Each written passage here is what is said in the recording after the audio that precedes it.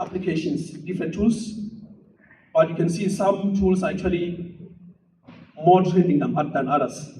So if we look back, we used to, like some of you were there in the 2000s and before, maybe excluding our millennials. So we used to have something called Yahoo, and we know the story.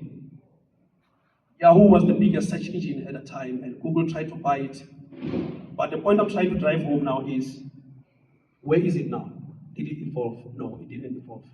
So Google took over.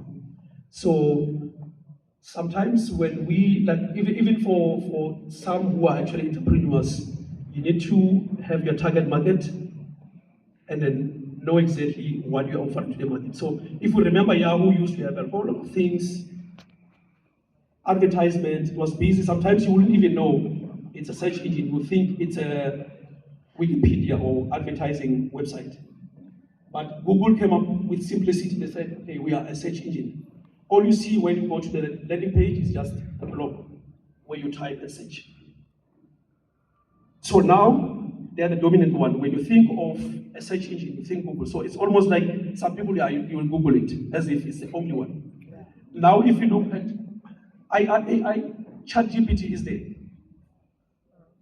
You will search on ChatGPT. It's almost like, can we have something of our own in our country where someone's going to come up with something where, for example, like we buy cars. I'm not advertising companies.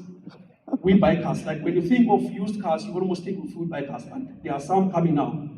So we have all of that are listed here, for example, but just to give some context. So we had Nokia in the past. It didn't go with time. So in the past, when we're talking about cell phones, even before the smartphones, we're talking Nokia, they were big, but now where are they? So what I'm trying to say with this, the message I'm trying to drive home is AI is going at a very, very, very fast pace. I could be presenting this, my previous slide, saying NVIDIA, it reached the 40 trillion, is the top one. So that's why I was very careful in terms of my ways. I'm not saying it's currently the top one. I said it reached that and it was the first one. It could be, maybe you find everything that the list changed. It's something else. That's how fast AI is moving. So the message I want to drive here is, as industry, TUT staff, I think we need to really work together to ensure that we stay on top of our games. And also, when we start expanding the scope in terms of our courses, we really need to keep consulting, researching, and ensuring by the time we launch other courses, it's not something that has been solved for example, like it's irrelevant in the market. So we really need to do a deep research, and as industry, we need to support TUT.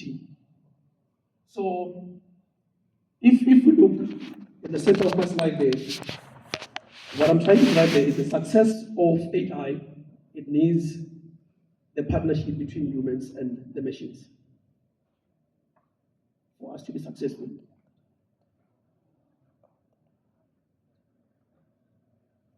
All right, so that's